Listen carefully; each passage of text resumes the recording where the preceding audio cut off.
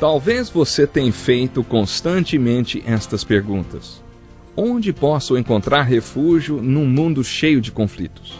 Ou, como e onde posso encontrar força para vencer nesse mundo que oferece tantas derrotas?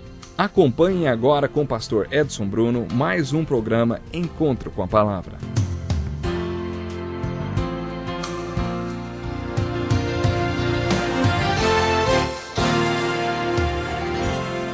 Irmãos, quanto aos dons espirituais, não quero que vocês sejam ignorantes. Vocês sabem que quando eram pagãos, de uma forma ou de outra, eram fortemente atraídos e levados para os ídolos mudos.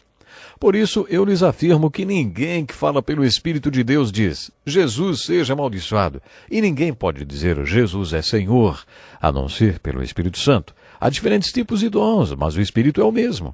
Há diferentes tipos de ministérios, mas o Senhor é o mesmo. Há diferentes formas de atuação, mas é o mesmo Deus quem efetua tudo em todos. Todas essas coisas, porém, são realizadas pelo mesmo e único Espírito, e Ele as distribui individualmente a cada um, como quer. Seja bem-vindo ao Encontro com a Palavra. Iniciamos o programa de hoje com a leitura do capítulo 12 da primeira carta de Paulo aos Coríntios. Nesta passagem, Paulo dá início à parte construtiva de sua carta. Já vimos que a primeira parte desta carta até o capítulo 11, que Paulo abordou os problemas da igreja de Corinto, chegando inclusive a acusar os coríntios de levarem uma vida carnal. A partir do capítulo 12, Paulo inicia um novo assunto, escrevendo: Irmãos, quanto aos dons espirituais, não quero que vocês sejam ignorantes. Afinal, qual era a classificação espiritual dos coríntios? No início da carta, Paulo se dirigiu a eles como santificados, mas quanto mais lemos a carta, mais vamos descobrindo que os coríntios eram tudo menos aquilo que chamamos de santificado. Ser santificado é ser separado para seguir a Cristo. Ser santificado não significa ser perfeito ou não ter nenhum pecado. Os coríntios, com toda certeza, são um exemplo disso. Paulo também se dirige aos coríntios como espirituais, mesmo depois de, no capítulo 3, ele os ter classificado como carnais. Você está lembrado? Irmãos, não lhes pude falar como a espirituais, mas como a carnais, como a crianças em Cristo. Começamos então a nos perguntar, eram santificados carnais ou espirituais, hein? Paulo inicia o capítulo 12 dizendo, Irmãos, quanto aos dons espirituais, não quero que vocês sejam ignorantes. Os coríntios não eram ignorantes, pelo contrário, eles eram muito instruídos, nem eram ignorantes a respeito do Espírito Santo. Eles eram espirituais, santificados. Eles tinham dons espirituais. Eles sabiam da existência do Espírito Santo, mas desconheciam sua função. Isso Paulo discute no capítulo 12 de 1 Coríntios, as funções do Espírito Santo. Paulo começa a dar esta explicação sobre as funções do Espírito Santo mais ou menos assim. É assim que o Espírito Santo trabalha. O Espírito Santo dá dons espirituais às pessoas espirituais. Estes dons espirituais dão às pessoas espirituais capacidade para exercer ministérios espirituais. À medida que essas pessoas, com seus dons espirituais, começam a exercer seus ministérios espirituais, o Espírito Santo unge seus dons e as manifestações destes dons através dos seus ministérios. No início deste capítulo, Paulo está dizendo que há variedades de dons. O Espírito Santo não dá o mesmo dom para todas as pessoas da sua igreja, o que significa que há uma variedade de ministérios. Paulo também diz que há diferentes formas de atuação. Isso significa unção, que capacita o povo de Deus a ter ministérios espirituais onde seus dons podem ser ministrados. À medida que o povo exerce esses dons, o Espírito Santo dá unção aos seus ministérios. Pessoas espirituais não têm os mesmos dons nem os mesmos ministérios. O Espírito Santo não derrama as mesmas unções sobre os ministérios. Poderíamos traduzir o mesmo texto de uma outra maneira. Por exemplo, assim: os homens têm diferentes dons, mas todos estes dons vêm do mesmo Espírito. Há diferentes formas de servir a Deus, mas todos servem ao mesmo Deus ou ao mesmo Senhor. Deus trabalha através de diferentes homens e de diferentes maneiras, mas é o mesmo Deus que atinge seus propósitos através de todos eles. A cada homem é dado um dom pelo Espírito Santo que poderá ser usado para o bem comum. E por trás de todos estes dons está a forma de atuação do Espírito Santo, que distribui para cada um conforme a sua vontade. Como o corpo humano tem muitas partes que formam uma única unidade, assim é o corpo de Cristo. Neste capítulo, o apóstolo Paulo, à medida que fala sobre as funções do Espírito Santo, também enfatiza dois princípios que aparentemente são opostos entre si: a diversidade e a unidade. Ele enfatiza o princípio da diversidade.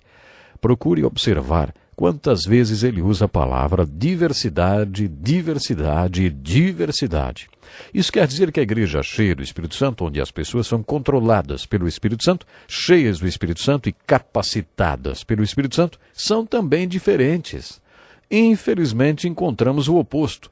Algumas igrejas quase impõem àquelas pessoas que chegam que sejam iguais a todos os outros membros, esperando que elas tenham as mesmas manifestações de dons espirituais e os mesmos ministérios.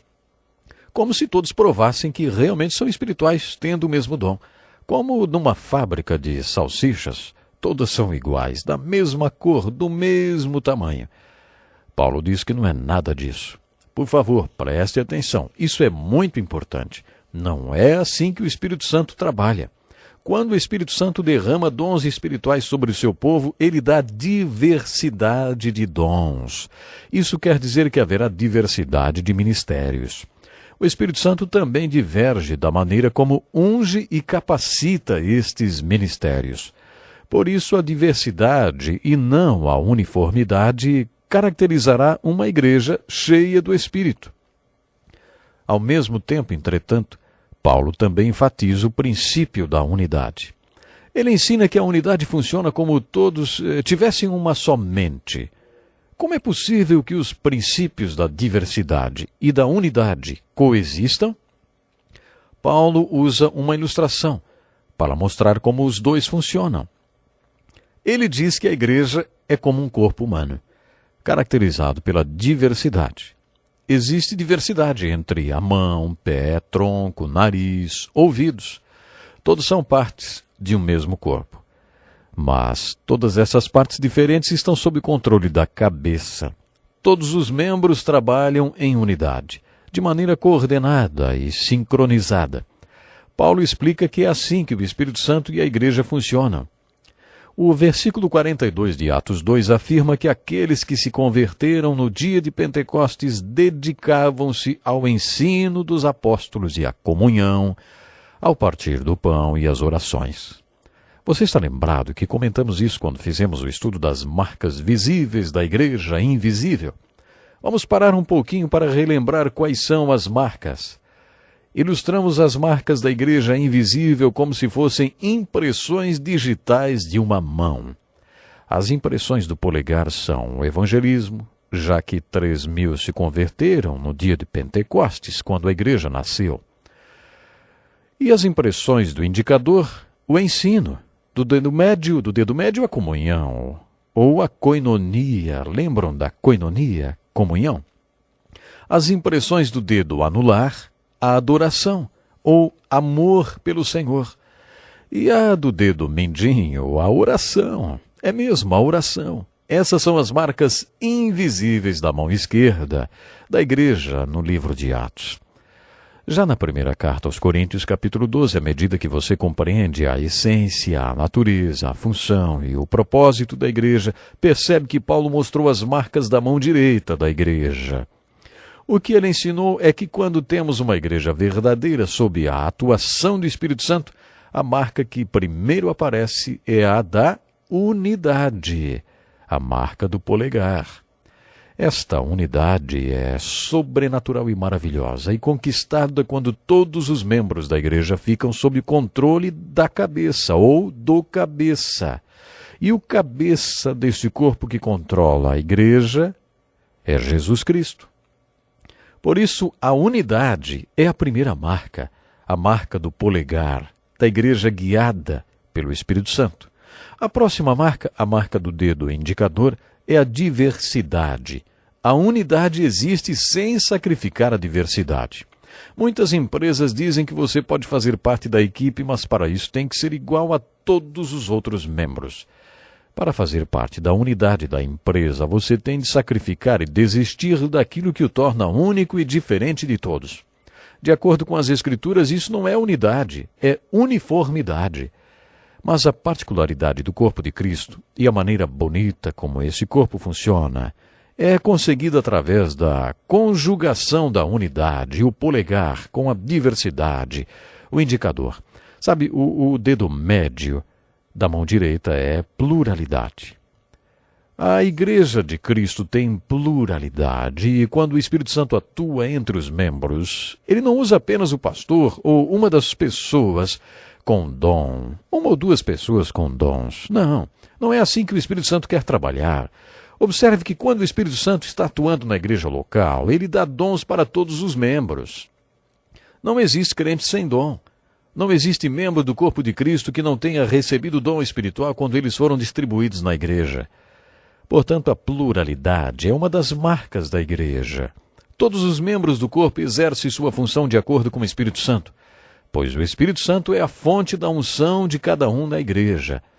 A marca do dedo indicador da mão direita é o que chamamos de empatia. Na mão esquerda é amor pelo Senhor. Na direita, amor uns pelos outros, uma das marcas da igreja primitiva. Para explicar esta característica, Paulo diz que quando um membro sofre, todos os outros membros sofrem com ele. Anos atrás eu quebrei o dedão do pé jogando futebol. A pancada do dedão foi tão forte que quebrou a junta do dedo. Aquela foi a pior dor que eu já senti. Enquanto as pessoas me tiravam do campo e me levavam para o hospital, eu tive cólicas intestinais muito fortes. Parecia que as cólicas eram piores do que a dor do dedão. Eu tentava controlar a cólica e disciplinar meus intestinos. Olha, não foram vocês que levaram a pancada, foi o meu dedão. Não me causem maiores problemas agora.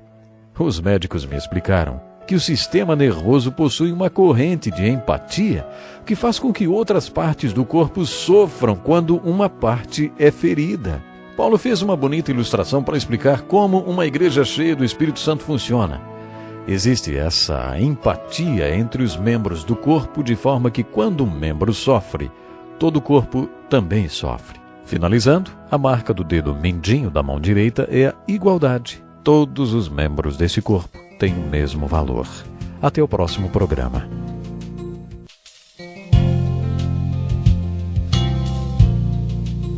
Que lição importantíssima. Obrigado, Pastor Edson Bruno. Prezado ouvinte, coloque em prática o que você ouviu aqui. Sem dúvida, sua vida será grandemente abençoada. Este é um estudo escrito pelo Dr. Dick Woodward, na voz do Pastor Edson Bruno. Escreva-nos e solicite o material. Nosso endereço é Encontro com a Palavra, Caixa Postal 2011, CEP 89201-970, Joinville, Santa Catarina. Até o nosso próximo Encontro com a Palavra.